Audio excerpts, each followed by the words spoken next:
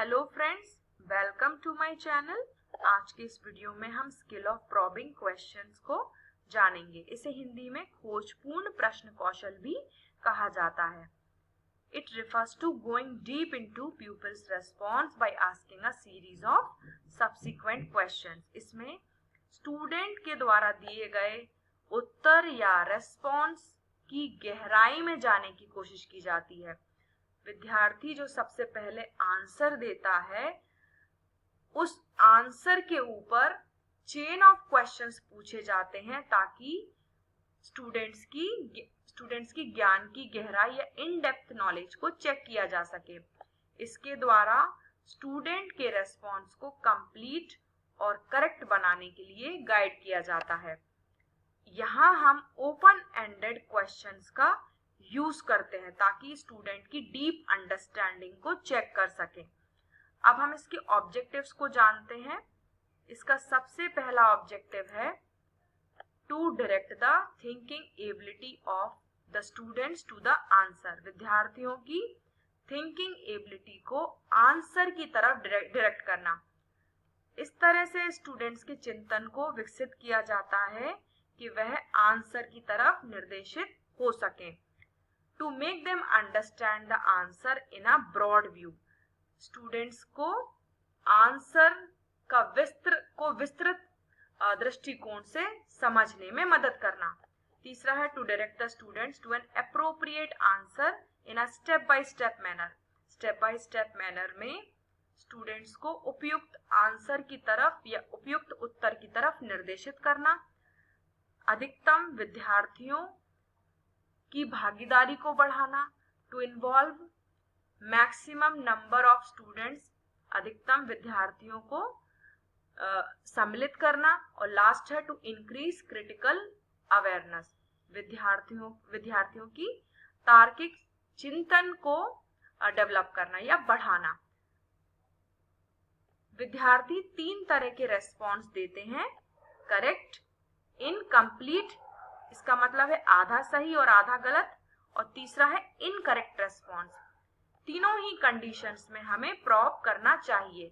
जब वे सही उत्तर दें तो हमें उनकी डीप अंडरस्टैंडिंग को चेक करना चाहिए और ये चेक करना चाहिए कि वह संयोगवश सही उत्तर तो नहीं दे रहा है। देखना चाहिए कि वाकई उसको रेस्पॉन्स या आंसर मालूम था। दूसरी कंडीशन है पार्टली करेक्ट रेस्पॉन्स या आधा सही और आधा गलत रेस्पॉन्स। यहाँ हमको इस तरह से प्रॉब करना चाहिए कि वह सही उत्तर की तरफ निर्देशित हो सके। और तीसरी कंडीशन है इनकरेक्ट रेस्पॉन्स। यहाँ पर हमें कोशिश करना चाहिए या प्रॉब करना चाहिए जिससे वह सही उत्तर की तरफ बढ़ सके। तो आइए हम इनके कंपोनेंट्स को जानते हैं कि हम कैसे उनको इन 3 सिचुएशंस में उनको डेवलप करेंगे।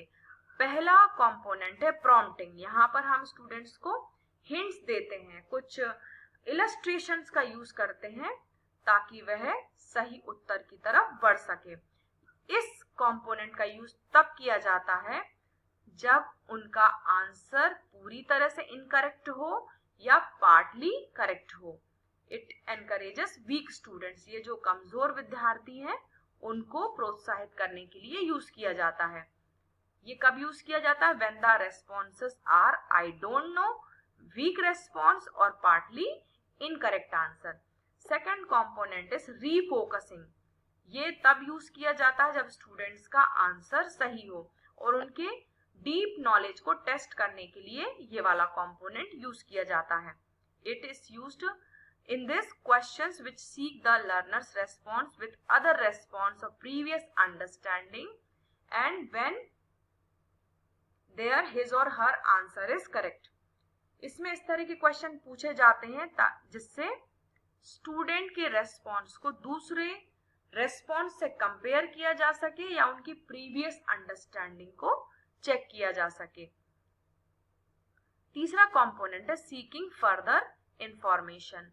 इसमें क्वेश्चन जिससे हम ज्यादा जानकारी प्राप्त कर सके पूछे जाते हैं या फिर क्वेश्चन के लिए क्लैरिफिकेशन हम मांगते हैं। हम यहाँ पर how, why, where type of question पूछते हैं जिससे करेक्ट पार्ट के बारे में, हम जो सही आंसर दिया है उसके बारे में भी क्वेश्चन पूछते हैं और जो गलत दिया है उसको सही तक लाने की कोशिश करते हैं। फोर्थ कंपोनेंट है हायर ऑर्डर कॉग्निटिव क्वेश्चन। इसमें हम higher order thinking level question पूछते हैं ताकि आंसर की क्वालिटी को इम्प्रूव कर सकें और स्टूडेंट की क्रिएटिविटी और लॉजिकल एबिलिटी को डेवलप कर सकें। ये भी तब यूज किया जाता है जब स्टूडेंट का आंसर ऑलमोस्ट करेक्ट हो। उनकी डीप अंडरस्टैंडिंग को चेक करने के लिए हायर ऑर्डर कॉग्निटिव क्वेश्चन पूछे जाते हैं। लास्ट कंपोनेंट है रीडायरेक्टेड क्वेश्चन। इसको तब यूज करते हैं जब स्टूडेंट का आंसर पूरी तरह से गलत हो या फिर आप ज्यादा स्टूडेंट्स को इन्वॉल्व करना चाहते हो रिस्पॉन्स के लिए। आइए इसके माइक्रो लेसन प्लान को हम देखते हैं। इससे आप समझ पाएंगे कि आपको माइक्रो लेसन प्लान इस स्किल के लिए कैसे बनाना है। आप वीडियो को पॉज करके इसको समझ सकते हैं।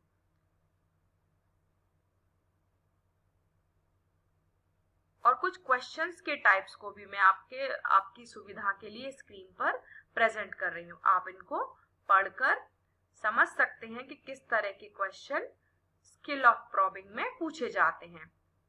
Thank you so much.